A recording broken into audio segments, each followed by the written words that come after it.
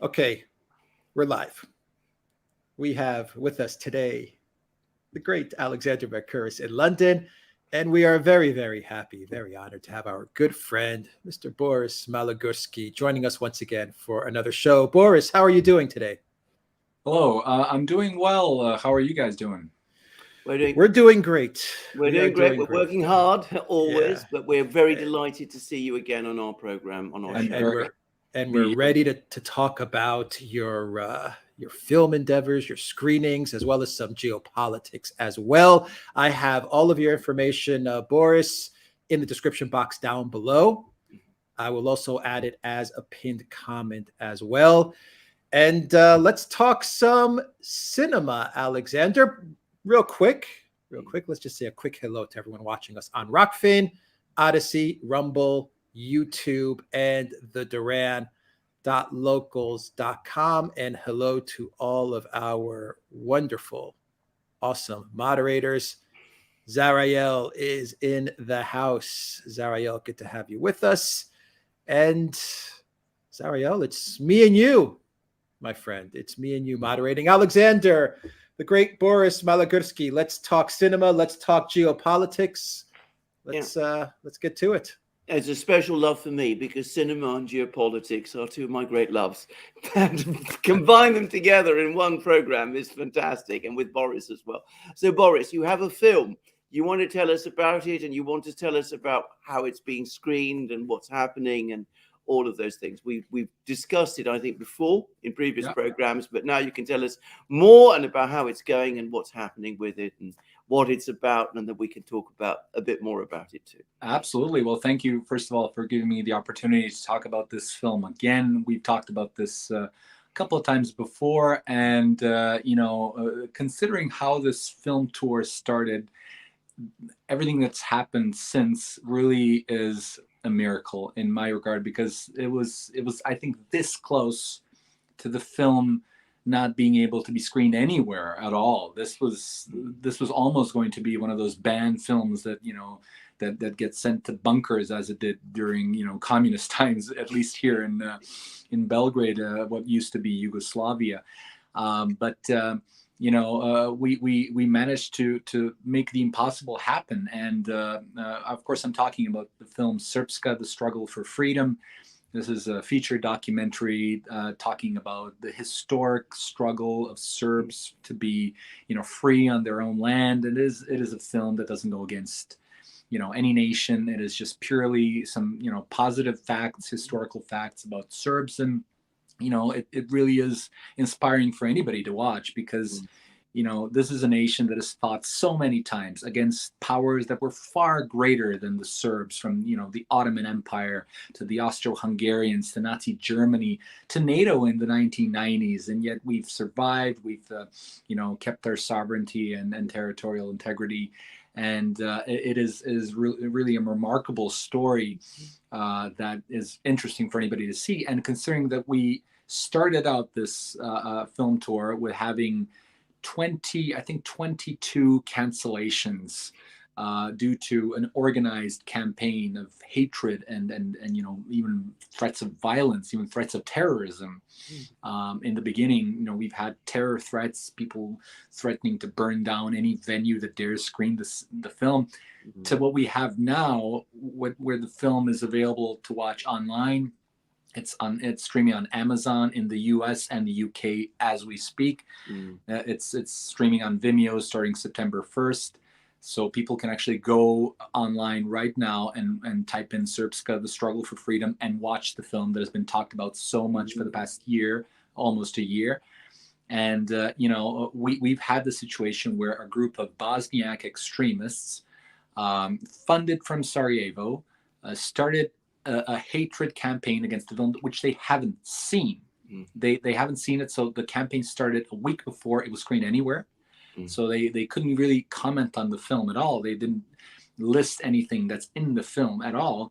They just made stuff up about the film. And this really goes beyond cancel culture, in my opinion, because cancel culture is when somebody says or does something that is offensive to somebody, and then everybody starts, attacking that person, and the person loses their job. Usually their life gets ruined, their careers get ruined and stuff like that. So that's cancel culture. This is a step further because it's attacking me in the film for something that we didn't even say in the film, or something we didn't even do. So they made these, horrific accusations that we're celebrating war crimes, celebrating war criminals, celebrating, violence, and calling for war and all these things. This is the exact opposite of what this film is about. This is a very peaceful film, and it just tries to talk about a nation that has been demonized to such an extent. And if anybody, thinks that, oh, maybe that's not true, maybe Serbs aren't demonized that much, all they have to do is look at what happened to us. So all we did was make a movie about Serbs, and the only thing they knew about the film was that it's going to be about Serbs, and immediately they started attacking the film. And what's more, we got, instead of getting protection from cinemas and local authorities and governments in Western countries that praise liberalism and freedom of speech and all these things, instead we had a situation where the cinema started canceling our screenings. One local authority actually said that the screening shouldn't take place in a municipality close to Zurich in Switzerland. So these are absurd circumstances which show that the liberal West that has always valued freedom of speech is actually really afraid to allow freedom of speech in situations where it's seemingly offensive to someone. And as I said, those groups that were participating in this campaign of fear and hatred, they didn't even have to provide proof for what's actually offensive in the film. And yet these cinemas just backed out, said, I talked to some cinemas, they actually told me, look, we've seen the film, there's nothing really wrong with the film, but we don't want any trouble, we don't want protests, we don't want negative media coverage. One cinema actually admitted to us that even though they were ready to screen the film regardless of all these pressures, there was one bit of pressure they couldn't ignore, and that was pressure from the Green Party in Germany, which is in power. So the cinema in Germany was actually afraid and was pressured by the ruling Green Party. Can you imagine, like, the Green Party in Germany is going around canceling films they haven't seen on the basis of nothing. So this really shows that the anti-Serbian bias exists in the world. I personally, and many scholars call it serbophobia. I think it is very real. It's something we don't talk about. We know a lot about anti-Semitism and all these other anti certain nations or religious group sentiments, but for serbophobia, this is a relatively known phenomenon, and it's very much affecting people around the world. So, we managed to get alternative venues, sometimes even nicer venues than the original ones we were supposed to screen the film in, and we managed to screen the film there and show it to audiences in almost every city where we planned, plus some cities we didn't plan initially because the interest grew and they gave us free advertising. But at one point I was really concerned that considering what's happening in social media nowadays, and even if people were telling me, why don't you just post the film online, they can't take it off there. And I was thinking, well, yeah, they can take it off online as well. And I thought, let's do our best to give this film the legitimacy it deserves. I mean, we interviewed twice Palme d'Or winning filmmaker Emir Kusturica, who is a legend in the filmmaking world. I asked these cinemas and governments that were putting pressures on us. I said, look, is there anything illegal in the film? Is there anything that deserves a ban? And every single, we've talked to police, for example, in Frankfurt, they showed up to ban the screening. I said, what's wrong with the screening? I said, no, we just got reports that there's something wrong with the film. And I asked them, well, what is it? Is the film banned? Is there anything you can tell me? And they said, no, we can't. And we explained the whole issue to them. And actually the Frankfurt police was really helpful in the sense that in the end, they gave up on their plan to ban the screening in Frankfurt and actually gave us police protection when we explained what was going on. So there was a lot of deception going on. And, and we had a really difficult task. And mind you, this was a group, like when I say we, I say a group of 5 to 10 people, basically doing this with their, heart on the table and just doing everything we can to stop this film from being banned completely. And it was mostly thanks to the organization 28 June, which I have to mention, and their help was, phenomenal. But it was also local communities, mostly in Europe and United States and Canada, local Serb communities that helped out and did their best to make sure these screenings happen. And they actually did happen in a couple of cinemas, which I'm very thankful for, in Washington and Toronto and Rotterdam and other cities. And we had screenings in Cineplex and Cinestar cinemas in Serbia. There were attempts, they've even blocked the film in Serbia, not from Serbia, but from outside. So that's all I can say.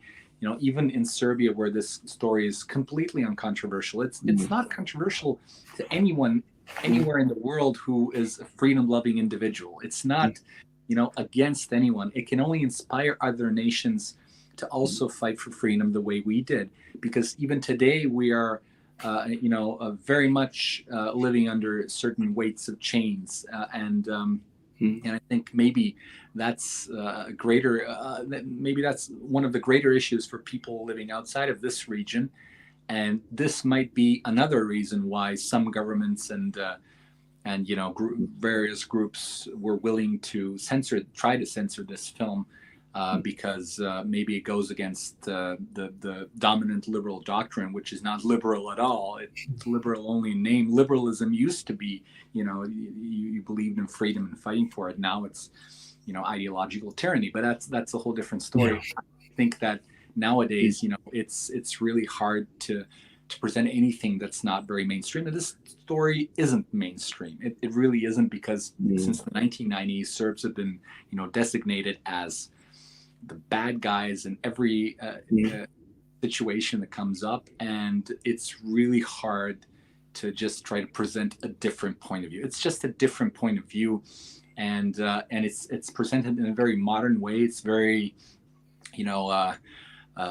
dynamic. It's very technically well done. We've received a lot of compliments on the way it's done. There's a lot of drone footage. There's a lot of, amazing scenery. Our host, Stefan Popovic, who is a Serbian Australian journalist, he actually jumped off the bridge in Mostar, which is 25 meters high,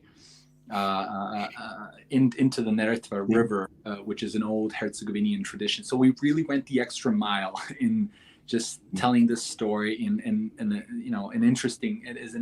interesting way as possible. And I think we did a great job, and I'm very proud of my team. And the fact that it's streaming, that it's out there, I don't know how long it's going to be out there and streaming, because you never know with all these cancellations and everything that has happened in the past year or so. I wouldn't be surprised if something happened and it got taken down. But as I said, I think at this point, we've reached the point of legitimacy with the film. And I think it's, even if it gets taken down, there are a lot of streaming sites where we can just post it instead. And I think even more people would see it that way. So we have a saying in Serbia that the forbidden fruit is the sweetest. So, the more they try to hide this film, the more people will see it, I think. Boris, without giving us any plot spoilers, can you tell us a little bit about the content of this film, the kind of things that it shows, just to the extent that you can, without, as I said, giving the whole story of the film away? Of course. Well, I already gave away the fact that the host jumps in the river, because a lot of people in the cinema were like, "Is he gonna do it? Is he gonna?" And then they thought it, maybe it's special effects. And usually we had discussions at the screening. I would say, by the way, wasn't a special effect. He really jumped. We actually filmed that scene last, even though it's not, just in case. No, I'm kidding. But it's a story of great historical importance, not just for Serbs, but for the whole world. Serbs have given to the world a lot, to the global civilization, with many famous people from literary works by Ivo Andrić and Mehmet Pasha Sokolović, all these amazing stories, people who had lived in the region, who were Serbs, and who gave their contribution to global civilization. And we talk about these historical periods, how the Serbian nation has evolved, how they've been almost constantly under foreign control. They've been occupied by the Ottoman Empire for 500 years. We talk about this period, what it was like, especially for the Serbs living west of the Drina River. This is the focus of the film, because these people have fought for freedom so, uncompromisingly in the 19th century. They did their best to free themselves, and they managed to free themselves from the Ottoman Empire, and then suddenly they were instantly occupied by the Austrian Empire. So they were then ruled by the Austro-Hungarians. You have this nation that's constantly fighting for freedom, constantly trying to be, on their own land. And we talk about all the obstacles that they went through, all the mass killings and genocides that they've survived in the end, and managed to form this entity called Republika Srpska in the 1990s. Not claiming that there weren't war crimes committed on all sides. On the contrary, we very much condemn the war crimes that were committed in the 1990s, including war crimes that were committed by Serbs. Nobody's denying that or saying that it didn't happen, but that doesn't mean that we can't talk about our history and focus on what's positive in our history, so that could be a template for the future.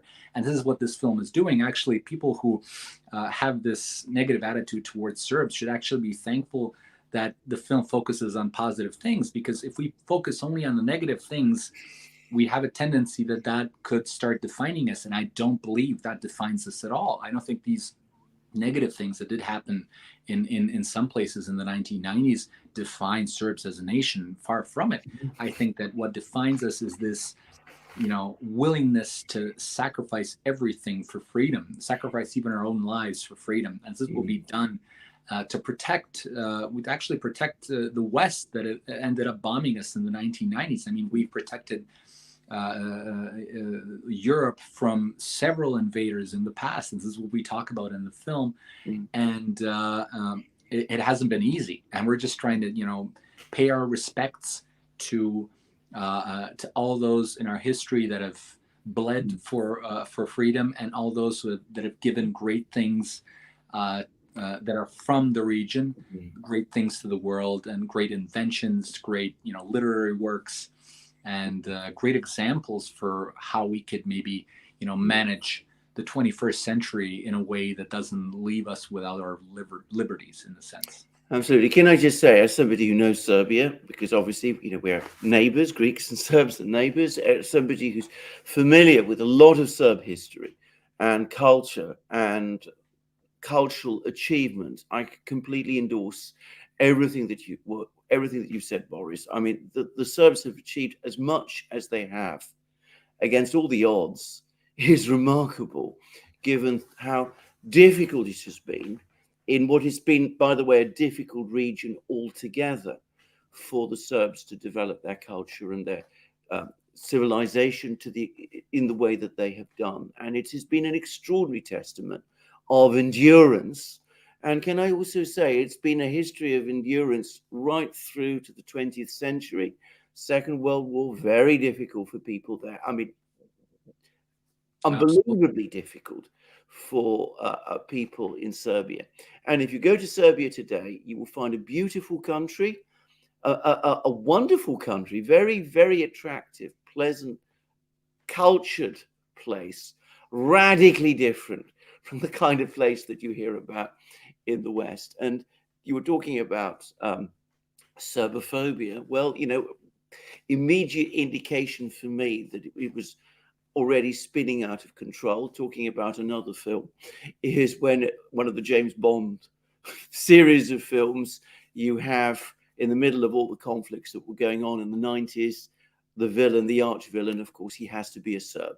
So you see the way in which a whole sort of narrative about a nation is being constructed. Well, go on. If I may, it's actually interesting because, in the Cold War, you had the Russians as being, the boogeyman for every film in Hollywood, it had to be the Russian. It was a bad guy. It was the Russian. And in the 1990s, you know, I remember Joe Biden, who was a senator back then. Now he's the president, of course, of the United States.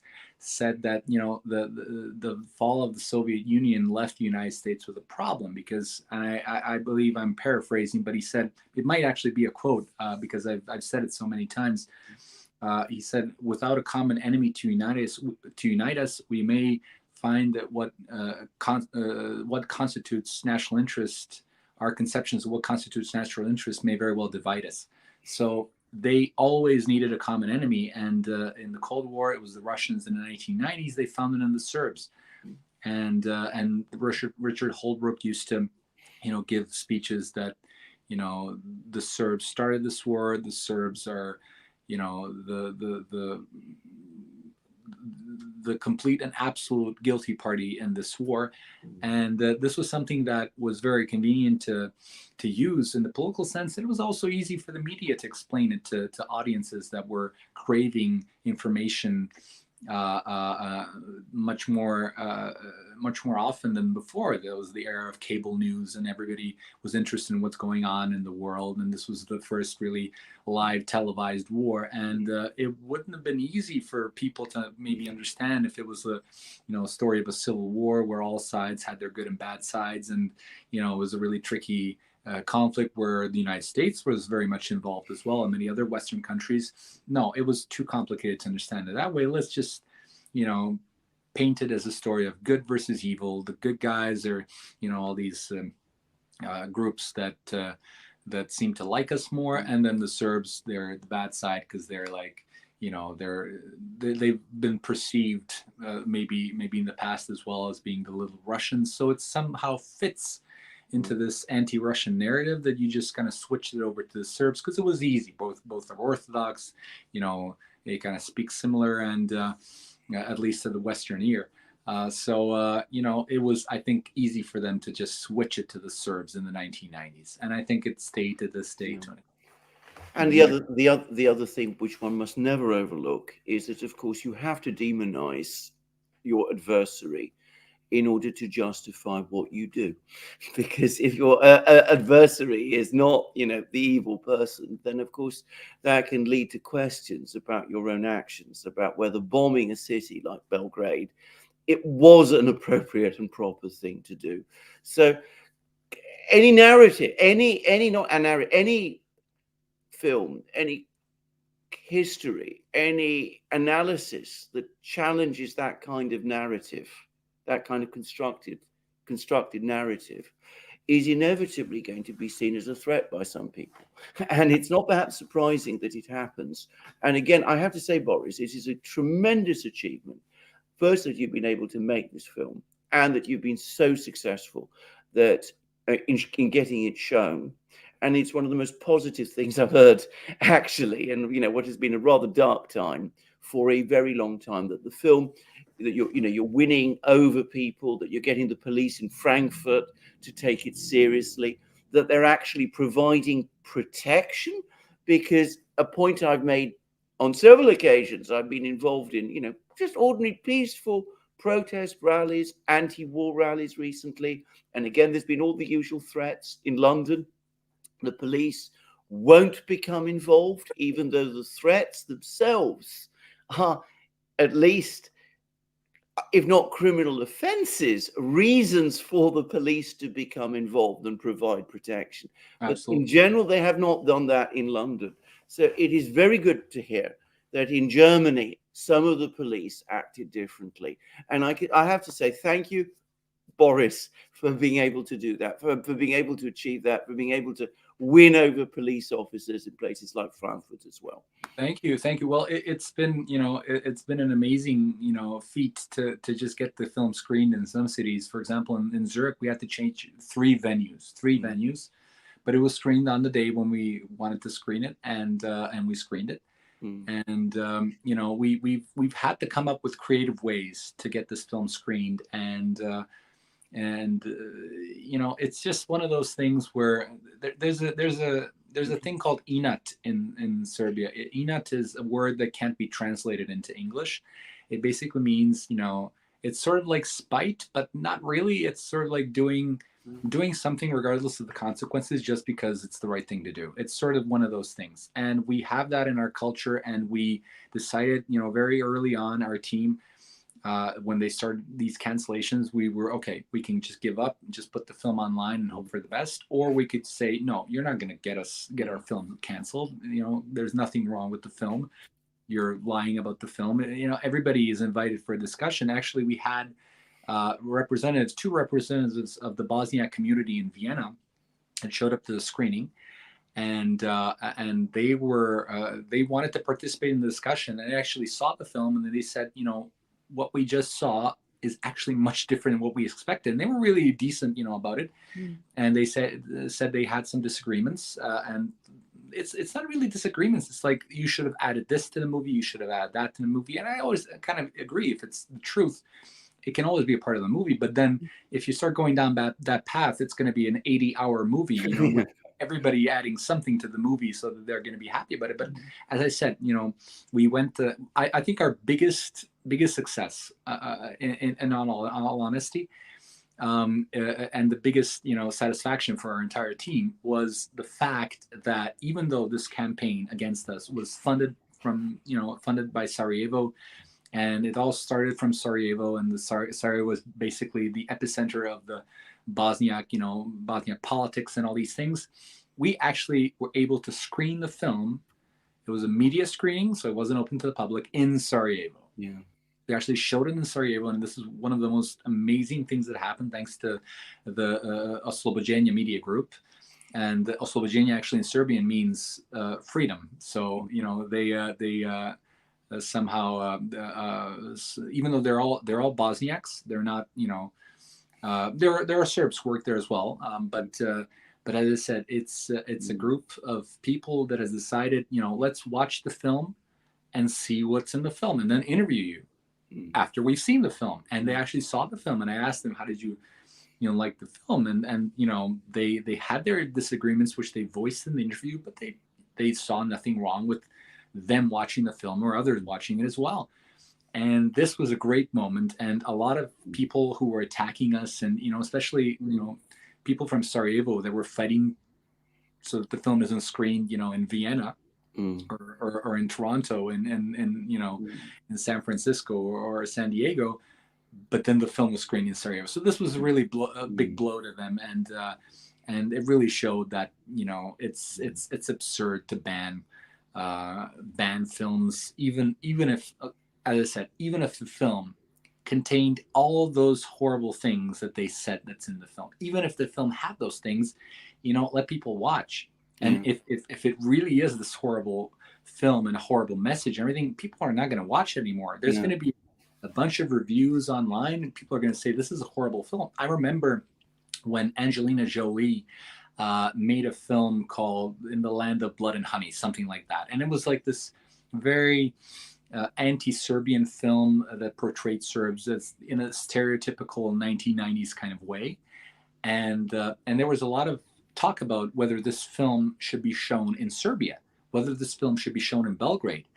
And the distributor in the end said, you know what, we're not going to ban this film in Serbia. We're an open nation. We're open to everything, even films that are against us. We're going to organize a screening in Belgrade. And they actually showed the film in Belgrade. I think there was 7 or 8 people in the audience. So people just didn't want to see it. And I think that's the cool thing to do. That's the best you could do. I think if I were the mayor of Sarajevo, who was Benjamina Karic, she was instrumental, and she was signing every petition. She was writing to mayors of other cities asking them to ban this film. If I were the mayor of Sarajevo, I'd say, you know what, show the film. Look, I'll give you a free hall or cinema or something where you can show it. Show the film. And if the community doesn't care, they're not going to watch it. If people want to watch it, let them watch. It's just one of those things where I'm very much against censorship, and I was always let others, even if I disagree with them. I don't think that somebody who disagrees with me has the should be banned or censored in any way. So but it's not what happened. And you see the mayor of Sarajevo, they even reacted negatively to the film that was screened at the Sarajevo Film Festival. And they have this, urge, I think, I think fanaticism is the expression of repressed doubt. And I think that they very much are, are unsure of the narrative they're pushing, and they don't want to have a discussion. They just want to not, discuss it at all. And they don't want anybody to watch it. They don't want to talk about it because as I said, the few groups that did come out and watch the film, they realized that there is nothing really wrong with the film. It's not against them. It's just the story of a nation that deserves a film like this, I think. Absolutely. And this is why I think they're so fanatical, and not really because I asked them, like, what's wrong with, I'm not going to talk with you, but why? Well, you're a fascist, you're this, you're that, they just, labels are a desperate man's last attempt because out of the conversation, because he has no more facts, no more arguments to give. And at some point, I realized there's no point trying to reach out to people that just don't want to discuss it. Let's reach out to those who do want to discuss and talk about the film with them. Absolutely. Boris, just now, if we could just all move a little from this, because, that opens up another issue. The fact that a film like this is now being shown and shown everywhere. And from what I understand, lawfully and peacefully. None of the sort of threats materialized. They never, as I understand it, nothing so far has actually happened, which is, by the way, symptomatic of what's been happening in some of these protests in London that I've been talking about. They eventually happen, and the threats so far haven't materialized into anything. But do you feel, because I'm starting to think that we are now past the peak of this massive surge of intolerance that we've had over the last 2 decades, basically, that really began in the 90s when, we had to find enemies in every front. And because there've been periods of intolerance in the West before. This is not new. It's the most extreme version of it that I've experienced in my own lifetime in Western Europe. I want to stress Western Europe. But it's not new. It's happened in Western Europe, in every Western European country before. But are you sensing that the tide is now beginning to recede, that doubt is starting to grow? Because I'm starting to see something like that beginning to happen in Britain, which is, the epicenter of a lot of this over the course of this summer, that you're starting to see, the sort of worm of doubt beginning to sort of eat away, that the political establishment in Britain is beginning to rethink what's happening. And of course, the wider population is starting to do the same. Well, I think it's actually coming more from the wider population. I think that Elon Musk's takeover of Twitter, which is now X, was a big moment for anybody who just wanted to write how they feel and, write their own opinions without fear of being banned or blocked, from the certain social media network. And the fact that Mark Zuckerberg immediately started, I don't even mention the name. I don't want to give him free advertising, but immediately started the other social network to sort of try to compete with X, what is now X, and failed miserably. It just goes to show that, censorship is not a very popular thing. People don't want to be willingly censored. And I think that, with for example, Tucker Carlson's show on X, which is, aired without any constraints or without censorship, it also goes to show that people now can post freely, and the audience wants it. The viewership of just one episode of, for example, Tucker Carlson or an interview that he does is far beyond any other podcast or like mainstream podcasts or mainstream TV show that exists in the West right now. So people are yearning for a different story. They're yearning to hear from those that have been demonized. For example, Viktor Orban and the television and the interview Tucker Carlson just recently did with them. It has enormous amounts of views, and this really goes to show that the people want to hear a different story. They haven't really had the opportunities to hear it on really big outlets, but now it's a little bit more open with the Twitter changes that took place. And my hope is, of course, that this is going to happen with Facebook and Instagram. I don't really think it is, but it would be great if they would just, let people post what they feel. And this is a different thing from posting, deliberate fake news and stuff like that. And you have, X has community notes. If something is fake, you put a community note and said, well, actually, this isn't true, and this is a link that shows. And I think that's fair. I think that's completely fine. You let the user see the montage, and then you say, well, this isn't true. So I think this is a good way of dealing with it. I'm, of course, against fake news. And as a documentarian, I am by default very much for facts and only facts. But I do sense this shift. And I think the viewership of these shows that go against the mainstream going up show that there's a thirst that the audience has for the truth, for a different narrative, because they simply don't trust the mainstream narrative as much as they did. And I think this is very common for every war that's being reported in the West. I think it's something new with what's happening in Ukraine. I think this is the same with Iraq in the beginning. The United States was pumping their people with these stories that Saddam had weapons of mass destruction, that horrible is going to happen if they don't invade Iraq, if they don't go in there. And when they got in there, a lot of people were like, finally, we're going to stop Saddam. We're going to, the public opinion, I think, was more in favor of that. And after a couple of months, it started fading. And then people were starting to realize, well, there wasn't any weapons of mass destruction. This is costing a lot of U.S. soldiers' lives. We're actually, maybe some were concerned about the Iraqis as well. I don't know, but I'm sure some were. There were anti-war rallies going on, and then eventually, they moved on to the next war, as they always do. So I think this is the phase where I think realizing that the narrative that they've been pushed in regards to this conflict might not be in line with what's really going on. Because one of the things that does appear to be happening, at least in Britain, is that you're seeing much more criticism of the media. And of course, in the United States, we have surveys in the United States. We don't, by the way, at least not that I'm aware of, have similar surveys in Britain, but they're showing a steep decline in the trust of in the media there. And of course, in the political system and the political class. I don't think it's that different in Britain. And I suspect I'm sure it's the same in Germany, probably more so in Germany, where people have more reason to be skeptical of their political class.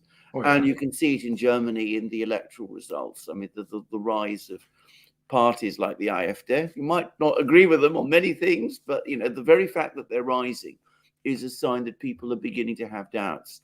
And you can also see it in the recent behavior of Olaf Scholz. He's increasingly sounding defensive, or so it seems to me. And perhaps the most curious development of all, and the one that's received very little publicity, but in Britain, apparently, I can't absolutely confirm this, but I believe that it is true. There's been an instruction from the government in London that, throughout the civil service, that it's now no longer acceptable, it's no longer permitted, even in internal documents, to refer to Russia as a hostile country. And apparently this created surprise and more than a little pushback, but it has apparently happened. And of course, Ben Wallace, our defense secretary, has just gone. And there was again some expectations that the person who would replace him would be another hardliner. Liam Fox, I know, was spoken about. And of course, the man who has replaced him, who is a man called Grant Shapps, is somebody who comes from outside this world. I don't expect him to do anything very different. But the fact is that, the mere fact of his appointment again suggests that there's more uncertainty than there was. Anyway, that's my own sense. Well, no, I think it's a correct assessment. In essence, I think that maybe the West is trying to cope somehow with the fact that the way they were telling their people to expect what's going to happen with the Ukraine war isn't going to happen that way. And maybe they're preparing for the inevitable, that it's not going to be, a successful counteroffensive as it was being, pumped up in the media, and that, maybe peace would be a better solution. This is my actually hope, because I hope for a peaceful solution to the Ukraine conflict. I feel horrible for all sides that are suffering in this war, and innocent people who are dying. And this is something that pains me really to my core, because I'm very, very much against, my country fell apart in a bloody war, and I'm always for diplomacy. But it's hard not to say that the West did everything to make diplomacy fail in the case of Ukraine, and this sort of attitude where it's us against them. It's global superpowers have to be at each other's throats. This is something that I hope will change in the future. It hasn't in the past. There were presidents who tried to achieve some sort of detente with the East, but it has always been short-lived. Or in the case of President Kennedy, he was just simply assassinated, and that was the end of that. So. I am an optimist by nature. I'm really hopeful of the future. I don't think the future is going to be horrible. I think it's going to be a great future, because we are all giving, there are signs, we are all giving our contribution. This podcast is very important in that sense as well, because it gives a lot of people the hope that there are people who think differently, and they are managing to spread their word across in different ways. You're doing it in one way, I'm doing it in another way, somebody else is doing it in a third way, and it's just spreading contagiously. And I think that's a good thing. And a lot of people who are watching this also want to learn something new, and they want to participate by either supporting you guys and what you do, or coming out to watch the film, or watching it on Amazon or Vimeo. So there are ways that we can all participate in trying to make this world a better place. Absolutely. Watching Boris's film is, let's say straight away, is a positive act. It helps to make the world better. It challenges those people who don't want you to watch it. So let's just say that, I think. Yeah. Thank you. Can I just ask, because one of the other things that's happening in the world, and which has happened this summer, and I mean, you mentioned the counteroffensive and the fact that it's not gone as planned, which I think has been a profound shock.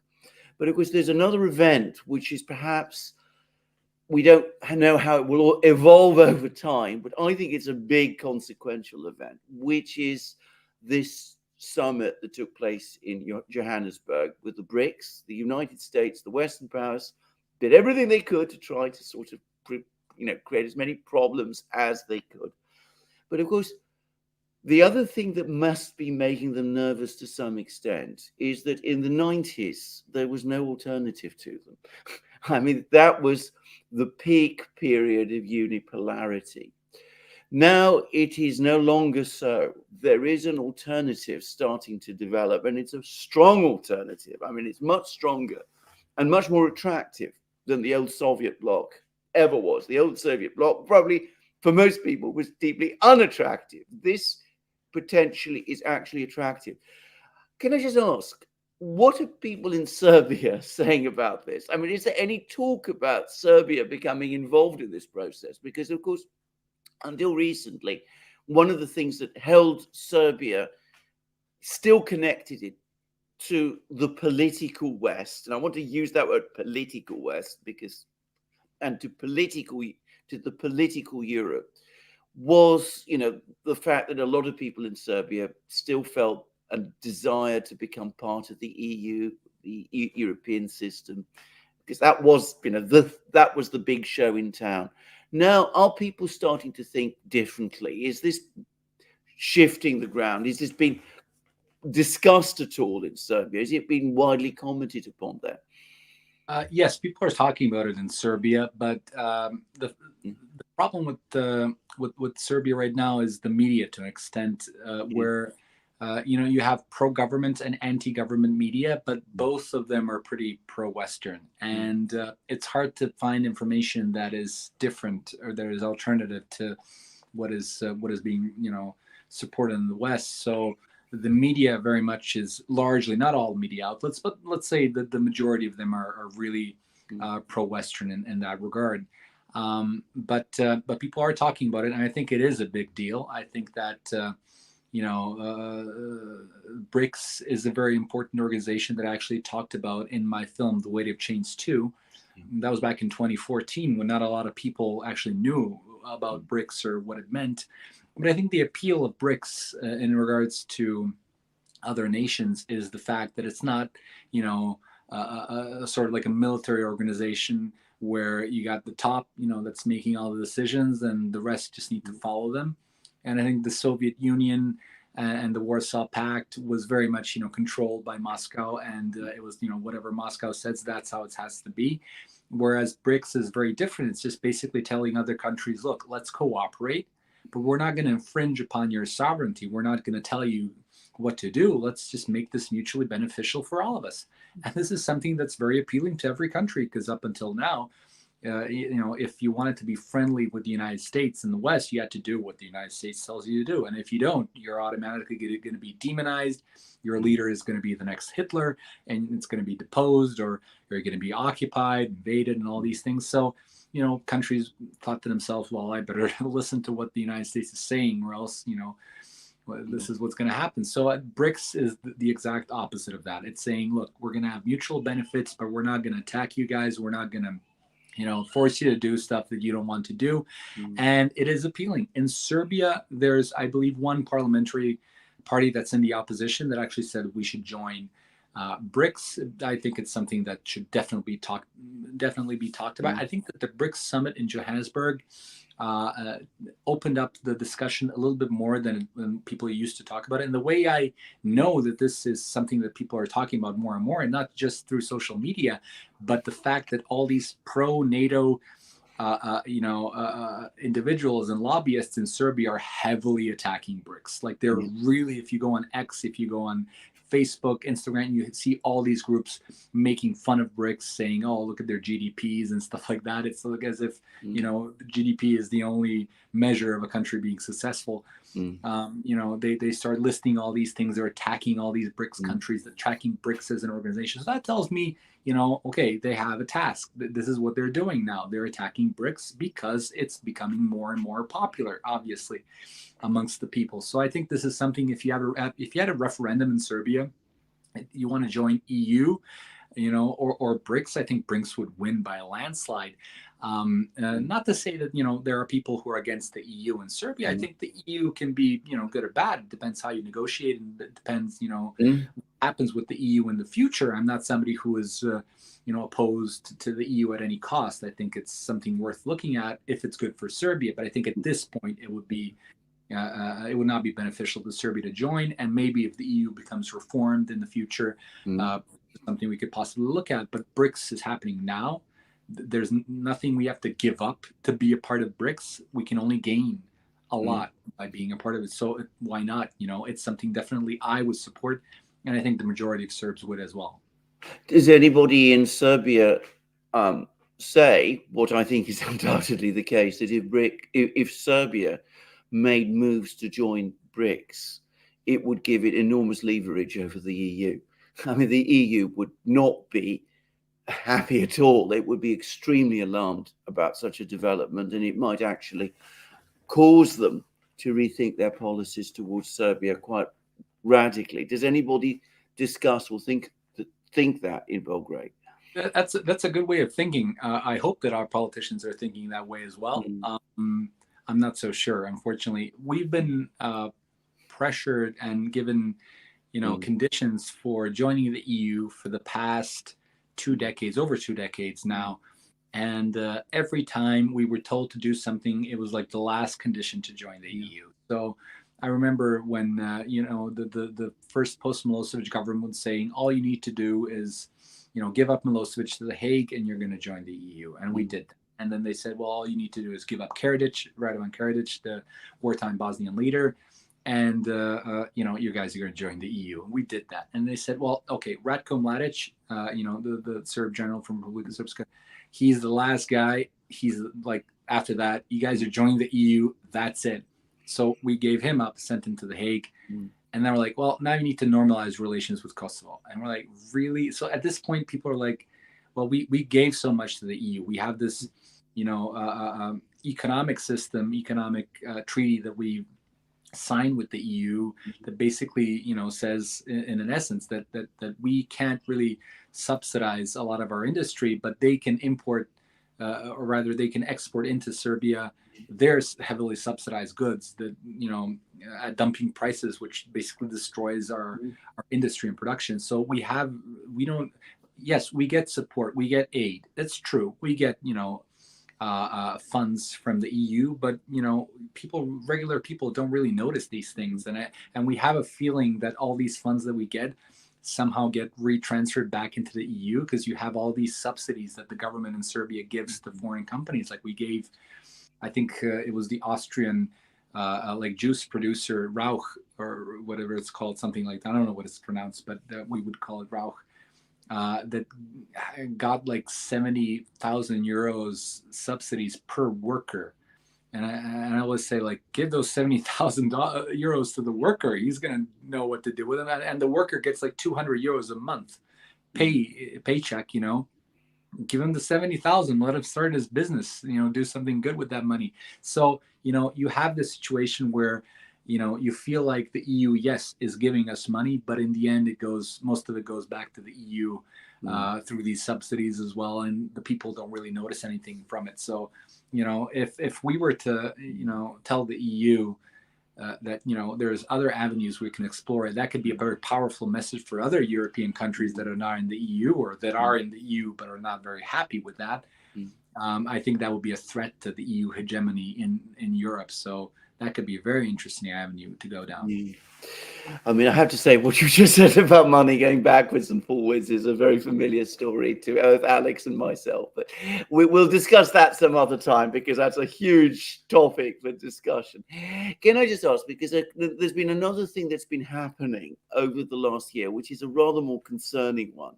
And it comes up every so often, which is that you have this conflict in Ukraine that's been going on, of course. And at the same time, every so often, especially when things for the Ukrainians don't seem to be going particularly well, you suddenly see this flare up in Kosovo. And there's been this worry that, we've had, and I think quite a lot of other people have, that there is some attempt to try and stir up problems in Kosovo, sometimes to take the focus away from Ukraine, and perhaps using Kosovo and Serbia again to try to put pressure on the Russians. Has there been any sense of this in Serbia? How do people feel about this? That this is, is the situation, do they feel the situation is under control or is it deteriorating? What is the general mood about Kosovo at the moment in Serbia? The situation is definitely deteriorating and people in Serbia know it. With Kosovo's so-called Prime Minister Albin Kurti basically imposing a state of terror for Serbs in Kosovo. And this is something that started very abruptly. And a lot of Serbs have been arrested in the north of Kosovo, which is predominantly almost entirely populated by Serbs. A lot of Serbs have been arrested under trumped-up charges. Some don't even know why they're arrested. They're being kept in jail for prolonged periods of time. It is a very tragic situation because some products have been banned. There isn't enough food and medical equipment in the north, and they are basically living in a ghettoized society in a sense. And this is being forced. This is not something that just came out of the out of some rising tension from here to there. It was just strictly imposed, and you can sense that it was not Kurti's idea just to one day decide to terrorize Serbs there. This was, I think, a planned effort by the West, because even though the West sometimes criticizes Kurti, here and there, and says, well, maybe you shouldn't do this, you shouldn't do that. in the end, they are the ones who are running the show, not Kurti. And Kosovo is a colony of the United States, of the Western countries. Whatever the United States and Germany say, this is what Kosovo's Albanian political leadership has to do. If they were left without Western support, the whole system there would crumble very fast, because this is the way it was imposed. And without KFOR guarding the peace there, at this point, the Albanians would, they wouldn't have this sort of fake state that they've been sort of pretending to run. Let's say it that way. Yeah. So I think that this is a very real threat. I think that a lot of people in Kosovo, in the rest of Serbia as well, are fearful of a conflict igniting. I think that some people are expecting it to happen, because this is reaching a boiling point. And Serbia has implemented everything from the, if you look at the negotiations between Belgrade and Pristina, Serbia has done everything to make sure that life for people down there is as normalized as possible. This is something that is a very humane thing to do. And I think that every negotiation that has happened has had that goal. But you look at Pristina, that has not implemented anything. They were supposed to implement this agreement for the establishment of a union of Serbian municipalities, association of Serbian municipalities, which would have given a small level of autonomy, but some autonomy to the Serbs living there. They have not established that, and Kurti's electoral promise was he's never going to establish that. So what can you talk about with a man who says he's not going to implement what has already been negotiated and agreed upon? And it would be a very convenient way to shift public interest away from Ukraine. So this is, our great fear, because we've been, people used to talk about the bombing of Serbia being a way to distract U.S. public opinion away from the Monica Lewinsky scandal, which happened just before.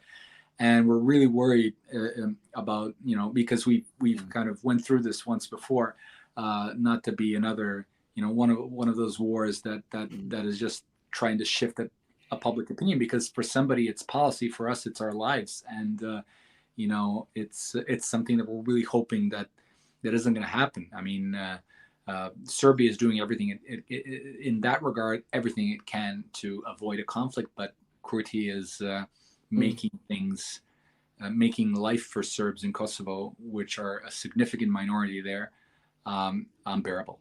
What is the feeling in Serbia about the fact that if what would happen? What, in your opinion, would happen if the Kosovo government went for broke? I mean, if they act, I call it government, but the political groups that run Kosovo now, with the encouragement of the West, if they tried to assert themselves fully in northern Kosovo, would Serbia react? I mean, would it feel obliged to react? Well, the Serbs there boycotted the last elections, and the Albanians basically picked their mayors for the Serbs, and the ROSU Albanian special units were sent in to establish these mayors in the north of Kosovo, and KFOR is now guarding them. Without KFOR, they would be kicked out very fast. But in essence, they have no power. So right now, Kurti still doesn't have control over the north. In 2004, there was a pogrom of Serbs in Kosovo when the Albanians basically decided trying to drive out the remainder of the Serbs living there, attacking, property, churches, cultural monuments, and stuff like that. Serbia didn't act back then. It relied on KFOR to try to stop the violence, and KFOR did act, but it was quite late, and very little was done. It is a touchy subject, and I wouldn't like to be in the shoes of a Serbian president that would have to order his army to go down there and protect the Serbs. But it's one of those things where you have to say that human life is above everything, and if your countrymen are being attacked, are being driven out, are being killed, you have to act. You have to do something, and what that something is a very hard question to answer, and I would expect our country to do something about it, because last time just calling up KFOR and saying, look, can you stop what's going on? I don't think it's going to be enough this time. I think our country is going to have to do more. And I just wanted to end because we're coming to the 1 hour and it was a hard stop. But I think this is where the change in the world that we were talking about is going to be important, because I sense that the time, the space that the West has to do these sort of things is running out. They won't be able to do that to the same extent in the future as they are still able to do now. And I think that they understand that and they're worried about it, but they don't know how to take it forward. Boris, we're almost up to the hour. I wanted to say thank you for joining our program. It's a wonderful program. Thank you so much.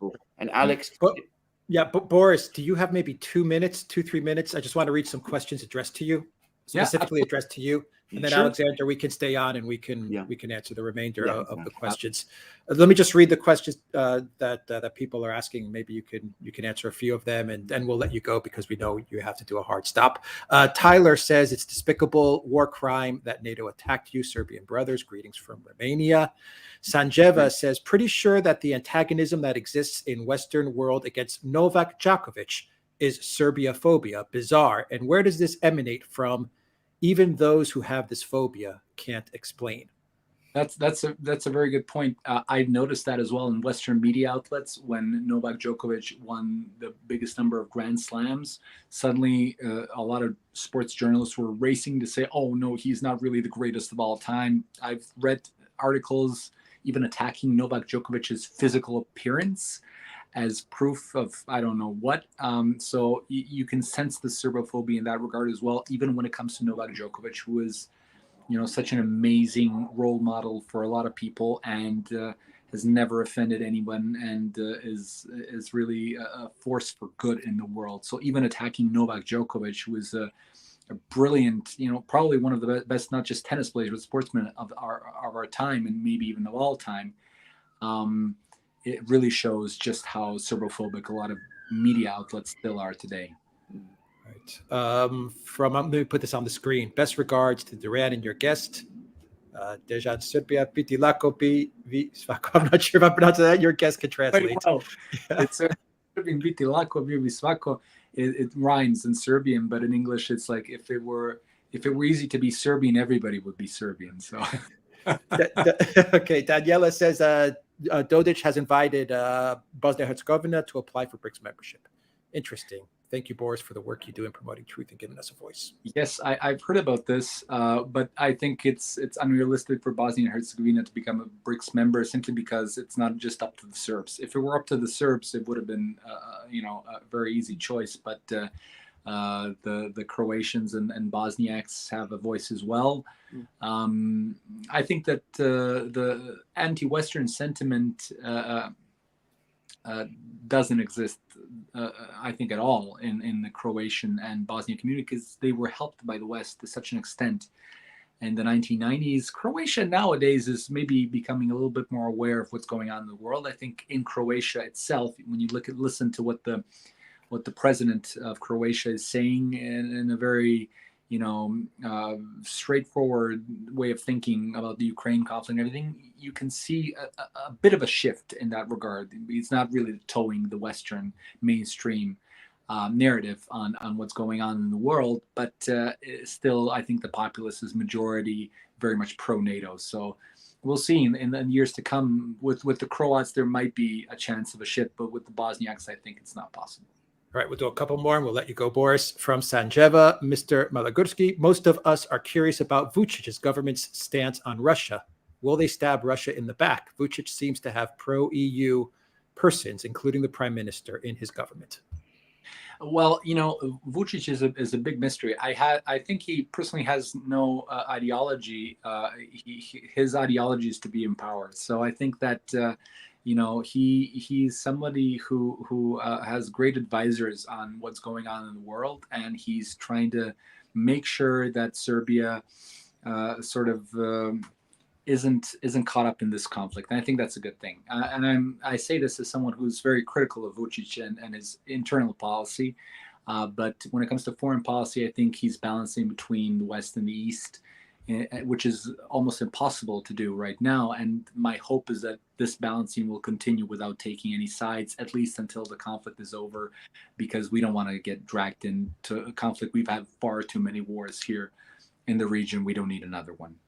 Right. And from Elza, Boris, how was the reporting on Tucker's interview with Vučić in Serbian media? It was impressive to see the Serbian ministers lined up to meet him.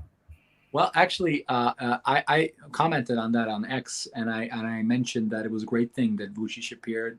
It was a great thing for Serbia, I think, because, as I said, I think that his appearance on Tucker's show, or at least like just Tucker visiting with them and talking with them a little bit, sort of changed the perspective that a lot of people have regarding Serbs, and it's similar to what I'm trying to do with my work, trying to show Serbs that, show the world that Serbs are not these bad guys, that they have successful sportsmen like the ambassador of Serbia in Hungary, which Tucker Carlson talked to, and I think it was a good thing. It's good to try to change our image in the world. And Tucker's visit with Vučić, I know a lot of people who don't like Vučić immediately started saying, oh, why did you meet with Vučić, he's a horrible person and stuff like that. And I said, I talk about this as somebody who's critical of Vučić, but I always, have the Serbian interest above everything, and I think Serbia and our national interest is above any type of political opinions that we might have, and this is something that's very important to me personally. And I would never put politics above my my nation, and this is something that is very important for me personally. So I think it was a good thing for Serbia. People who follow Tucker Carlson's show maybe don't know much about Serbs, maybe don't know much about Serbia, but once they've seen this, maybe they'll become more interested in Serbia and Serbs, and maybe even come to visit. Why not? Yeah. Nick says it's a pleasure to watch you live. Awesome to see Boris Malagurski on your show again. And finally, Zikna says, if RU wins in the SMO, do you think that they will help Serbia with the Kosovo issue, or is this simply of no interest to Russia due to Vučić's EU trajectory? Well, I think it's a good question. I'm not sure how Russia could solve the Kosovo issue.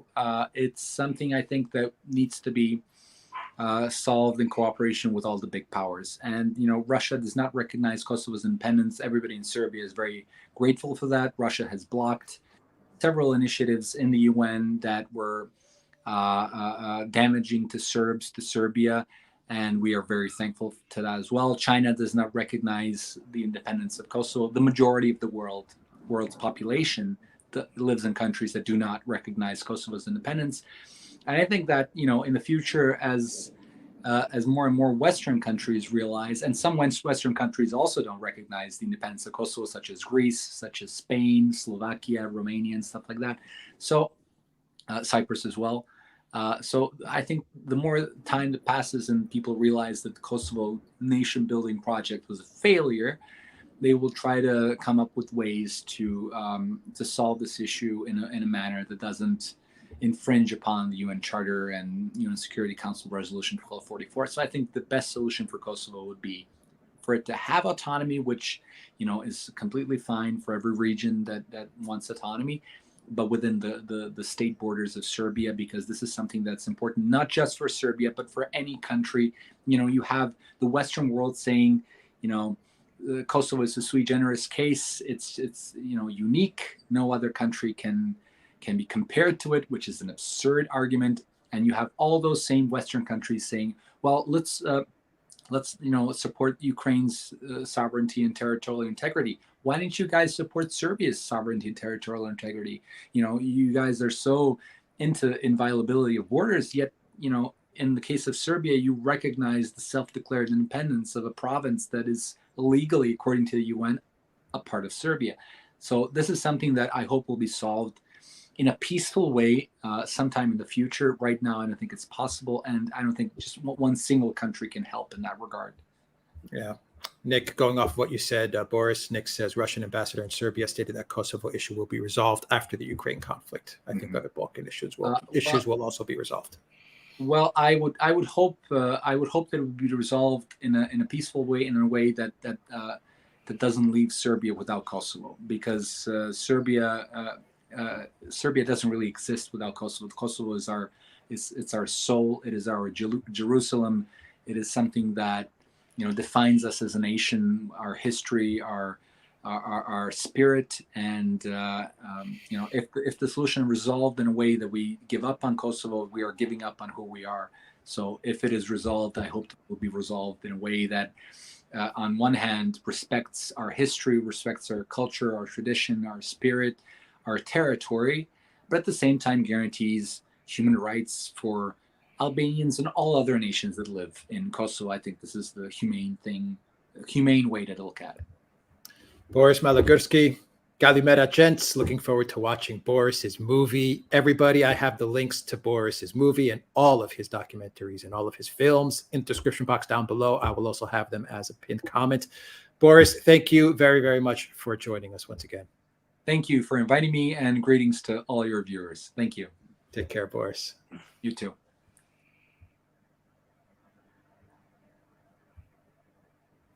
Alexander, let's just answer a few of the questions that we have left. Absolutely. Comments, questions, and we'll wrap up this live stream. OG Wall says, good day. JH Scott 6 says, thanks for showing what goes on around the world. Simi says, could you do an interview with Alice Weedle from AFD? Absolutely. We're very interested to do it, actually. And Sarah Wagenknecht, all of these alternative politicians in Germany are very interesting people indeed.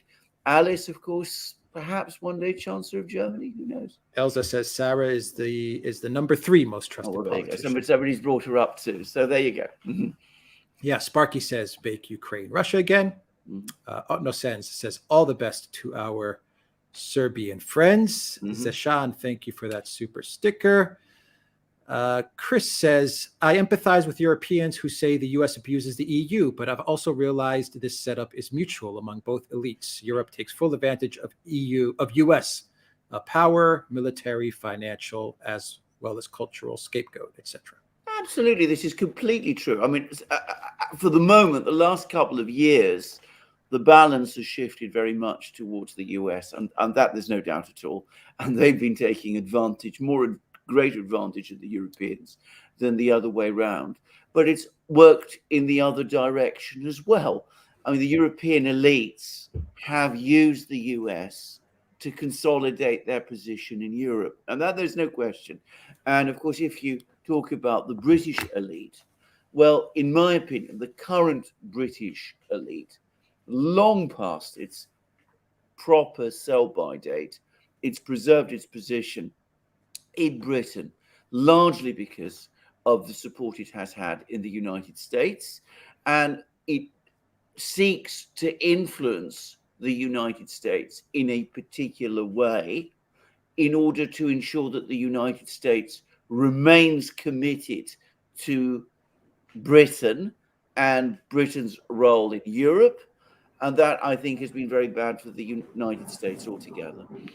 There are so many fighter jets flying over me right now. I don't know what's going on. Anyway, wow. Interesting. Jim H., thank you for that super sticker. And from Rumble, Andres wants us to discuss the Croatian move to the euro and why it happened when Hungary has not changed its currency. Well, I think that this is a big topic, but I mean, the thing to understand about Croatia is that, just as Boris was saying earlier in the program, there are doubts starting to appear. There are tensions starting to grow in Croatia. And that, of course, makes both the political class in Croatia that is pro-EU and the large body of people in Croatia who are also pro-EU, and, of course, the EU leadership even more keen to bring Croatia deeper into the EU system in order to nail it down. And that's why, of course, Croatia goes for the euro. Hungary, it's completely different. They've taken the opposite approach. Poland might be doing the same, by the way. I'm getting lots of reports about what's happening in the elections in Poland, which are starting to get out of control from what I can see. I mean, there's political forces in Poland which seem to be taking very much a Poland first line, which are gaining traction, or so it seems, in Poland.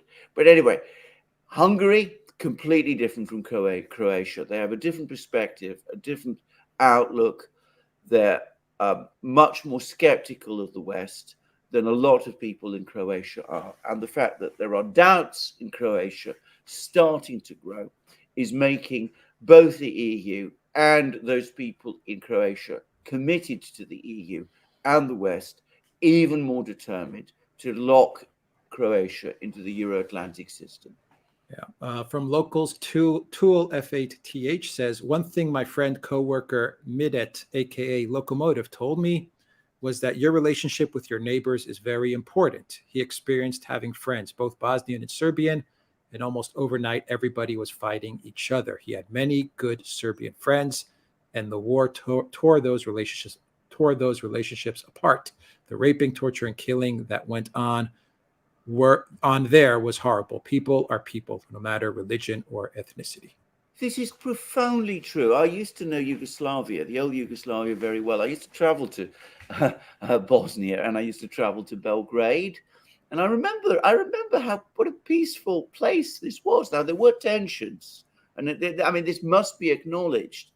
But I never imagined at that time, you're talking about the 70s and early 80s, that the tensions would be in Bosnia between Bosnian Muslims and Serbs. I mean, it never crossed my mind that was going to be the problem. The problem always seemed to me a historic problem between some Serbs and some Croats.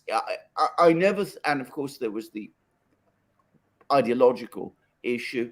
A lot of people were already by the 80s especially becoming very restive with the communist system that had been established in Yugoslavia. But I never imagined that people, Muslims and Serbs, would be fighting each other in Bosnia.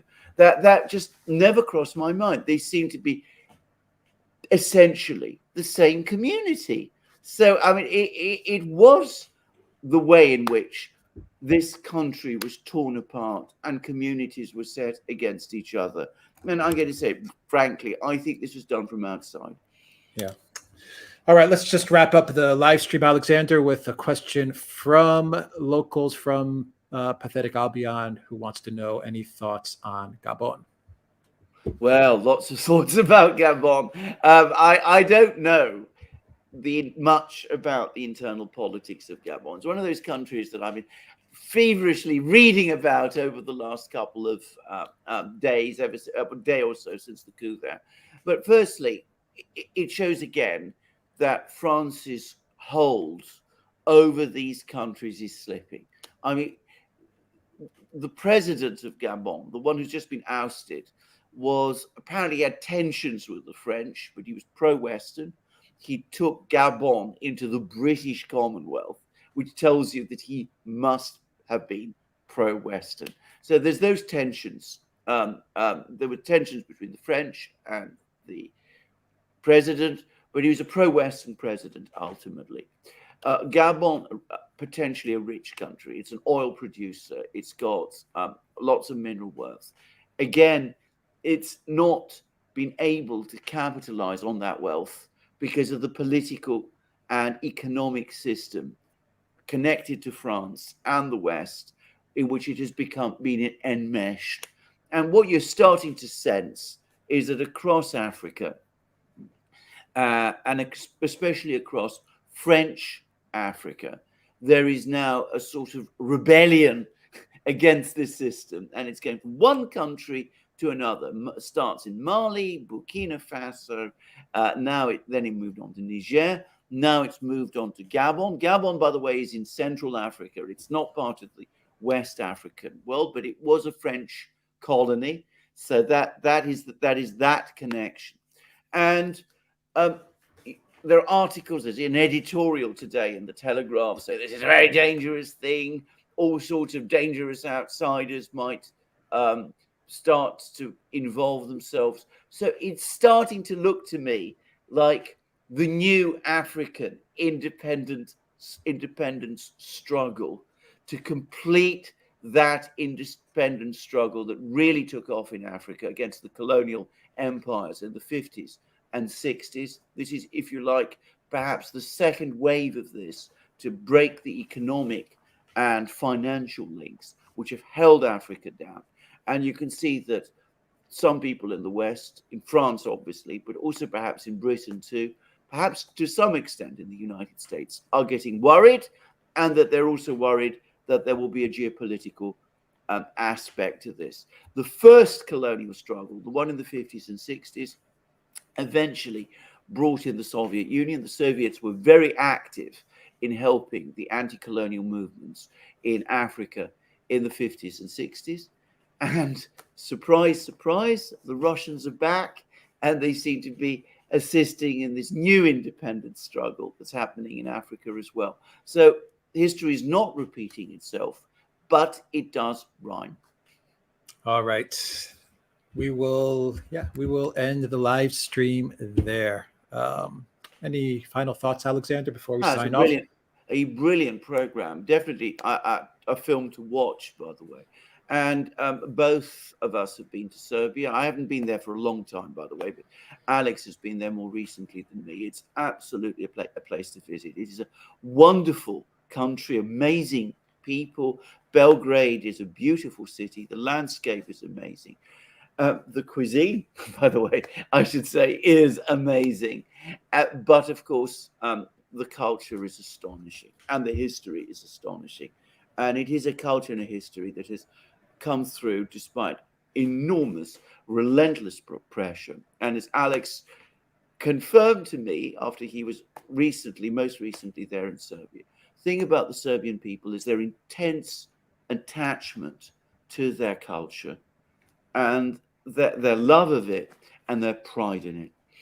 Yeah, well said. All right. Thank you to everyone that joined us for this live stream. Thank you to Boris Malagurski. Once again, his links will be down below in the description box, as well as a pinned comment. Thank you to our moderators, Zarael and Peter. Thank you so much for all your help, and to all our moderators.